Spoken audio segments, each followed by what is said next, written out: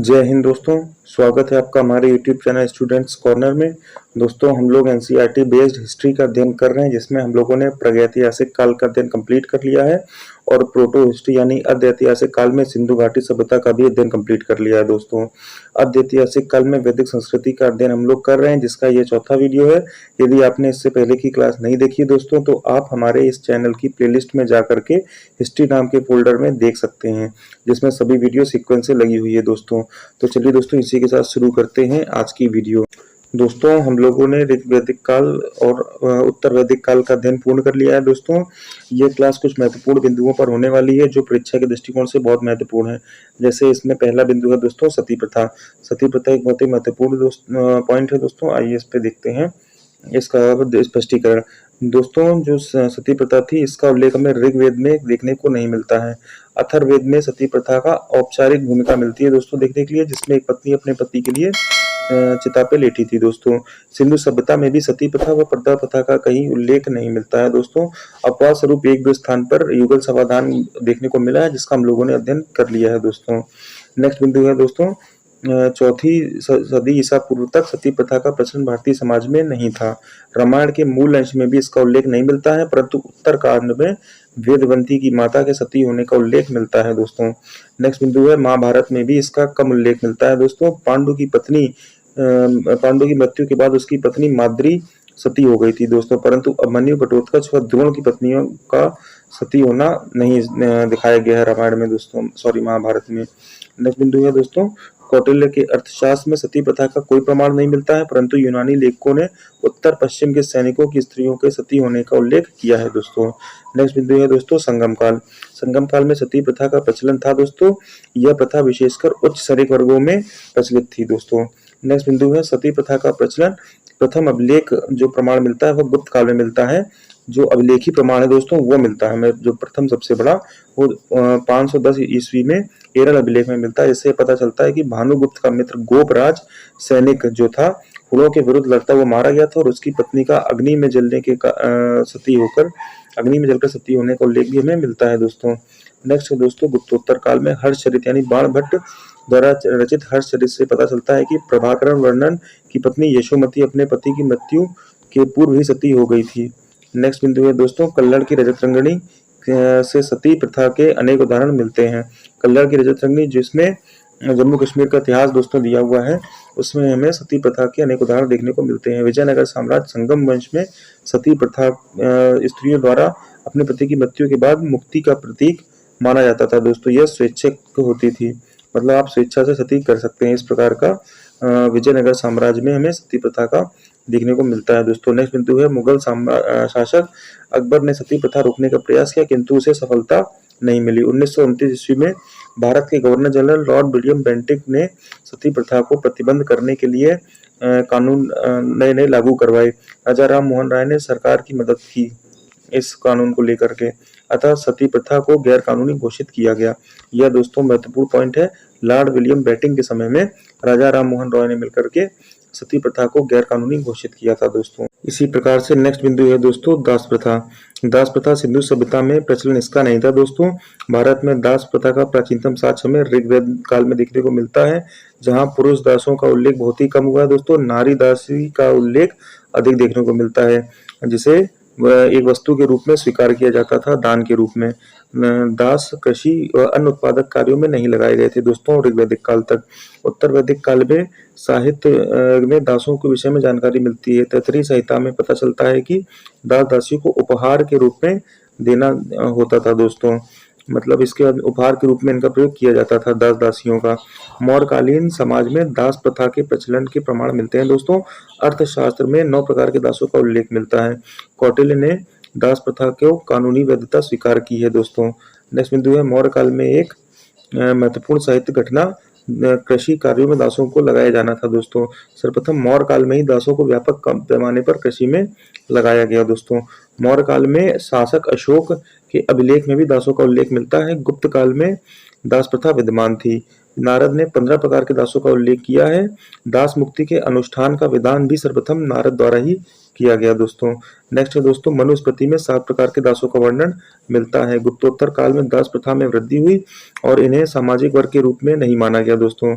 लेख पद्धति के अनुसार वस्तुओं के विनिमय में दासों का निर्यात समुद्री मार्ग से पश्चिम देशों को होता था। दास दासियों को दान देने की प्रथा इस काल में बहुत ही प्रचलित हो गई थी दोस्तों। बौद्ध मठों और मंदिरों को दास दान के रूप में दिए जाते थे दोस्तों। नेक्स्ट बिंदु है, चोल साम्राज्य में भी देवदासी प्रथा दास प्रथा के भी प्रमाण मिलते हैं। मंदिरों में देव पूजा के लिए रहने वाली दासियों को देवदासी कहा जाता था दोस्तों। इन्हें नियमित रूप से वेतन दिया जाता था। विजयनगर साम्राज्य में भी दास प्रथा प्रचलित थी दोस्तों। मनुष्य के क्रय विक्रय को बेसबाग कहा गया दोस्तों। निकोलो कोंटी ने भी लिखा है दोस्तों, विजयनगर साम्राज्य में विशाल संख्या में दास हैं जो कर्जदार अपना ऋण अदा नहीं कर पाते हैं। उन्हें सर्वत्र ऋणदाता द्वारा अपनी संपत्ति दास बना लिया जाता था, यानी उन्हें एक संपत्ति के रूप में देखा जाता था दास को। मुगल बादशाह अकबर ने सन 1562 ईस्वी में दास प्रथा का अंत कर दिया दोस्तों।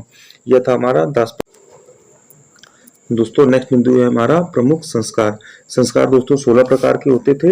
ये बहुत ही महत्वपूर्ण भूमिका रखते थे वैदिक काल में। आज भी दोस्तों हिंदू धर्म में इन 16 संस्कार का अनुसरण होता है दोस्तों। जिसमें से पहला संस्कार है दोस्तों गर्भधान या निषेचक संस्कार। ये नर नारी के मिलन हेतु या अथवा गर्भधान हेतु होता था। इसके बाद दूसरा संस्कार है दोस्तों पुंसवन संस्कार। ये गर्भ रक्षा एवं पुत्र प्राप्ति हेतु इस संस्कार का अनुसरण किया जाता था दोस्तों। तीसरा है सीमांतोन्नयन संस्कार। यह गर्भस्थ शिशु की मानसिक वृद्धि हेतु किया जाता था दोस्तों। ये पहले 3 संस्कार मनुष्य की उत्पत्ति से पहले प्रारंभ होते थे। बाकी इसके बाद के 13 संस्कार मनुष्य उत्पत्ति होने के बाद किए जाते थे। जिसमें से चौथा है जातकर्म। जातकर्म शिशु उत्पन्न होने के बाद पिता द्वारा शिशु को आशीर्वाद देना व शह चटाने का कर्म है दोस्तों। पांचवा है नामकरण व नामधेय संस्कार। यह शिशु का नामकरण रखने का संस्कार है। छठवां है निष्क्रमण संस्कार। गृह के बाहर लाने का जो कर्म है उसे निष्क्रमण संस्कार कहा गया। यह पिता अथवा मामा द्वारा किया जाता था दोस्तों। सातवां है अन्नप्राशन संस्कार। अन्न चटाने का संस्कार है ये। आठवां है दोस्तों चूना कर्म या मुंडन संस्कार। इसमें केस का मुंडन कर्म होता था दोस्तों। यह केवल बालकों तक सीमित रहा। नवा है दोस्तों कर्ण छेदन संस्कार या कान छेदने का कर्म होता था दोस्तों। विद्यारंभ 10वां है। गुरु के पास ले जाकर शिशु को अक्षर ज्ञान कराने का जो संस्कार है उसे विद्यारंभ संस्कार कहते हैं। 11वां है उपनयन संस्कार, जिसे यज्ञोपवीत या जनेऊ संस्कार भी कहते हैं दोनों दोस्तों। ये धारण करना जनेऊ यानी जनेऊ धारण कर ब्राह्मण ब्रह्मचर्य गृह आश्रम में प्रवेश होता था दोस्तों उपनयन संस्कार से। 12वां है दोस्तों वेदारंभ। वेद आरंभ करने का जो कर्म उसे वेदारंभ संस्कार कहते हैं। समापवर्तन संस्कार, शिक्षा पूरी करने पर मेघचर्म दंड को जल में फेंककर घर पर लौटने का जो कर्म है उसे समापवर्तन संस्कार कहते हैं दोस्तों। 14 है विवाह संस्कार। यह 25 वर्ष की अवधि पूर्ण होने पर विवाह कर गृहस्थ आश्रम में प्रवेश को विवाह संस्कार कहते हैं। 15वां है वानप्रस्थ। 50 वर्ष की उम्र पूरी होने पर वन की ओर प्रस्थान करना ही वानप्रस्थ आश्रम है दोस्तों। इसके बाद में 16वां संस्कार है अंत्योष्टि संस्कार, जिसे अंतिम संस्कार या अंतिम दाह संस्कार भी कहते हैं दोस्तों। इस प्रकार ये प्रमुख रूप से मनुष्य के 16 संस्कार हैं दोस्तों। इसके बाद नेक्स्ट बिंदु है दोस्तों हमारा स्मृति। आचार व्यवहार की शिक्षा के लिए धर्म सूत्रों पर आधारित कई स्मृतियां लिखी गई दोस्तों। मनुष्य के आचार कैसा हो, व्यवहार कैसा हो, इसकी शिक्षा देने के लिए धर्म सूत्रों पर कई आधारित स्मृतियां लिखी गई, जो कल्प सूत्र का ही एक भाग है दोस्तों। इसमें वर्णाश्रम व्यवस्था और राजा का कर्तव्य, विवाद का निर्णय आदि इसमें विविध विषयों पर प्रकाश डाला गया दोस्तों। प्रमुख 6 प्रकार की स्मृतियां जो मैं स्मरण रखनी है दोस्तों, जिसमें से पहली है मनुस्मृति, जिसका समय है 200 ईस्वा पूर्व से लेकर के 200 ईस्वी तक। यह गुप्त पूर्वकालीन स्मृति है दोस्तों। हमें इसका समय और शासनकाल भी याद रखना है। दूसरा है दोस्तों याज्ञवल्क्य स्मृति। ये 100 ईस्वी से लेकर 300 ईस्वी के बीच लिखी गई गुप्त पूर्वकालीन स्मृति है दोस्तों यह। तीसरी है नारद स्मृति, जो 300 ईस्वी से 400 ईस्वी के बीच लिखी गई, यह गुप्तकालीन स्मृति है दोस्तों।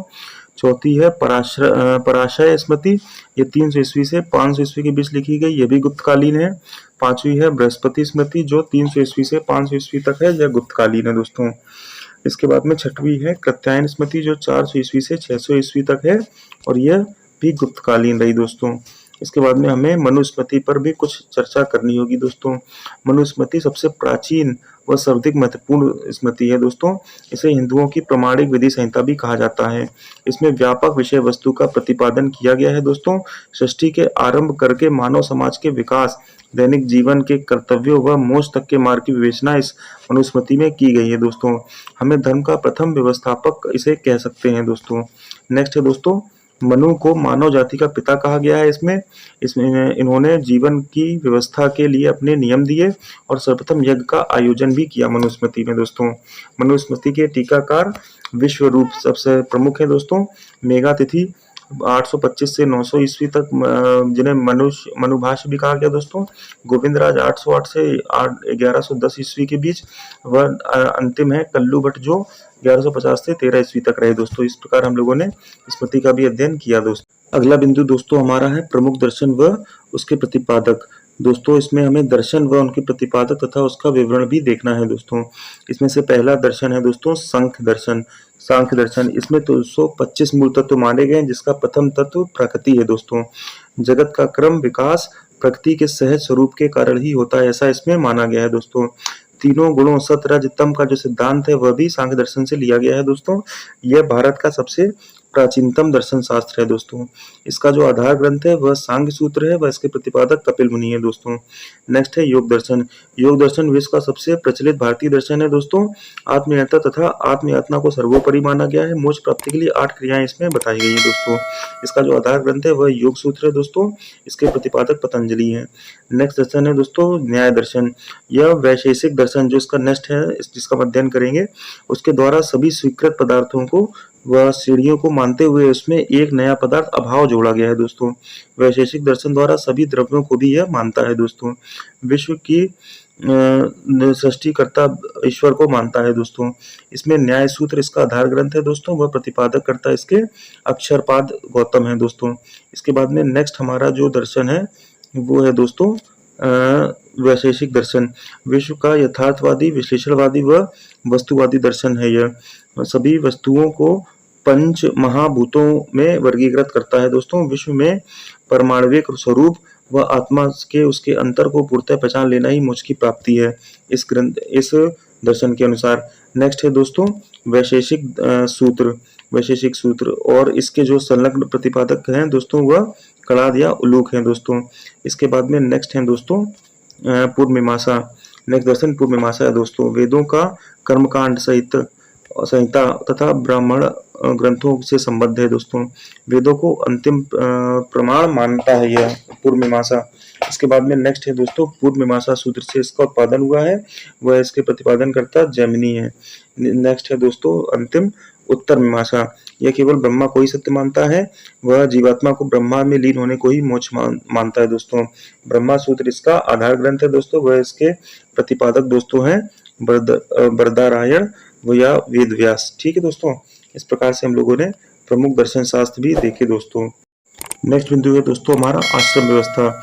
आश्रम व्यवस्था उत्तर वैदिक काल में आश्रम व्यवस्था स्थापित हुई, यानी कि यह ऋग्वैदिक काल में आश्रम व्यवस्था स्थापित नहीं हुई थी।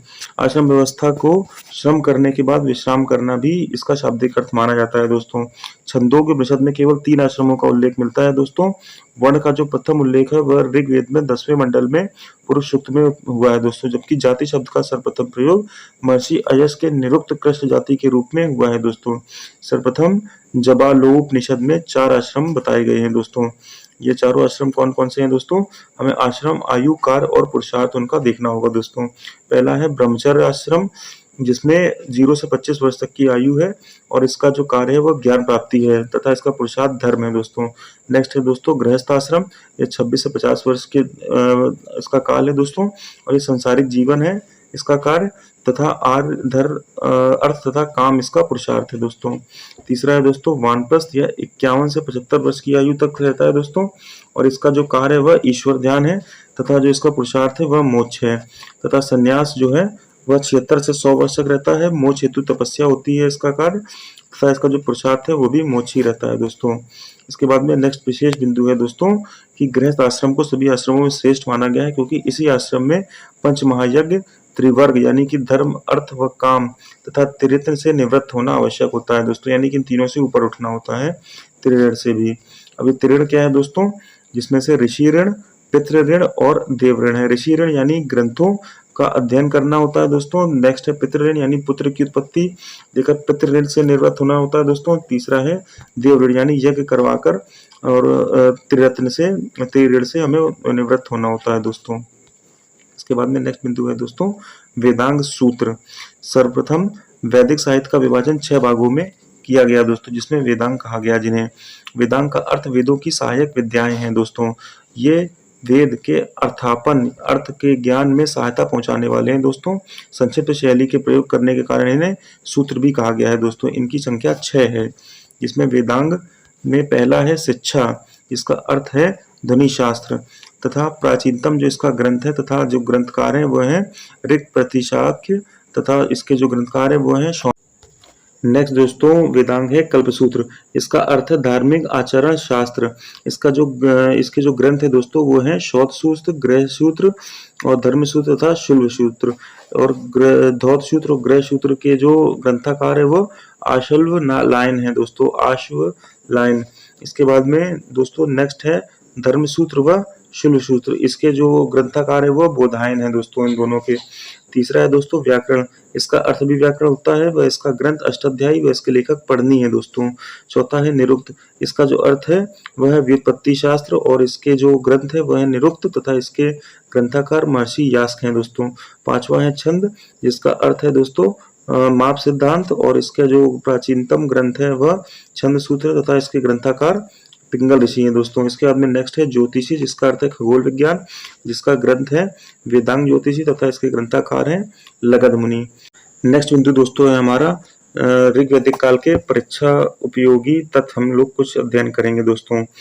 ठीक है दोस्तों, यह वह तथ्य हैं जो ऋग्वैदिक काल के प्रमुख, जिनका हम लोग अध्ययन पहले भी कर चुके हैं, परंतु ये परीक्षा के लिहाज से बहुत ही महत्वपूर्ण है, इसलिए हम इनको दोबारा एक बार देखते हैं दोस्तों। जिसमें से पहला है ऋग्वैदिक सभ्यता का जो विकास है वह ग्रामीण अर्थव्यवस्था के आधार पर हुआ था। यानी कि जो ऋग्वैदिक काल प्रारंभिक वैदिक काल था दोस्तों वह ग्रामीण था दोस्तों। इसके बाद में ईरानी पुस्तक जिंद अवेस्ता में इस बात के संकेत मिले हैं कि आर्य ईरान के रास्ते भारत आए थे दोस्तों। प्रारंभ में आर्यों का जो कुटुंब था वह कुल परिवार के रक्त संबंधों पर आधारित था, जिसका प्रधान जो होता था वह कुलपति होता था दोस्तों। यह परिवार का मुखिया होता था तथा अनेक परिवारों को मिलाकर ग्राम बनता था। जिस प्रकार जिनका जो प्रधान होता था वह ग्रामणी कहलाता था। अनेक ग्रामों को मिलाकर एक विश्व बनता था, जिसका प्रधान विश्वपति होता था और कुटुंब तथा ग्रह सबसे छोटी प्रशासनिक इकाई होती थी। इसके बाद में दोस्तों कई प्रकार के जन या कबीला कहलाता था अनेक विषयों को मिलाकर। ठीक है दोस्तों, जिसका प्रधान राजा व या राजन होता था। इसे गोप भी कहते हैं कहीं कहीं पे।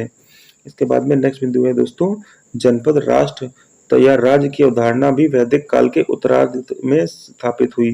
शासन का प्रधान राजन हुआ करता था दोस्तों, यानी जो राज्य की स्थापना है वह वैदिक काल के अंतिम चरण में स्थापित हुई थी दोस्तों। राज्याभिषेक के अवसर पर ग्रामीणी रथकार व कर्मकार उपस्थित रहते थे, जिन्हें रत्निन कहते थे दोस्तों। ग्रामीणी गांव का मुखिया होता था। ऋग्वैदिक समाज का आधार परिवार होता था तथा परिवार प्रतिसत्तात्मक होता था दोस्तों। इसके बाद में आर्य लोगों का विवाह दास या दासियों के साथ निषिद्ध था दोस्तों। सोमरस आर्यों का प्रमुख पेय था। इसके बाद में तकनीकी विकास की दृष्टि से इस काल में लोहे का जो प्रयोग था वह सर्वाधिक महत्वपूर्ण था।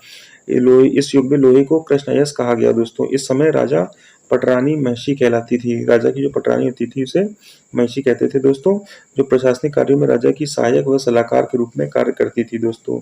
इस युग में मिट्टी के एक विशेष प्रकार के बर्तन बनाए जाते थे, जिन्हें दूसर मृदभांड कहा गया, पेंटेड ग्रेवेयर कहा गया दोस्तों।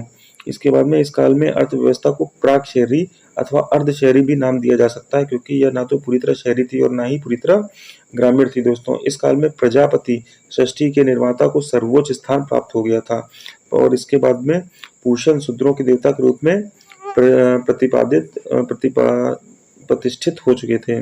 नेक्स्ट बिंदु है दोस्तों हमारा वैदिक संस्कृति और हड़प्पा संस्कृति में डिफरेंस। दोस्तों हमें यह बहुत ही महत्वपूर्ण बिंदु को समझना होगा कि वैदिक संस्कृति जो हड़प्पा संस्कृति के कई वर्षों बाद यानी सैकड़ों वर्षों बाद आई, लेकिन फिर भी वो हड़प्पा संस्कृति से कैसे नीचे रह गई, हड़प्पा संस्कृति कैसे उच्च थी।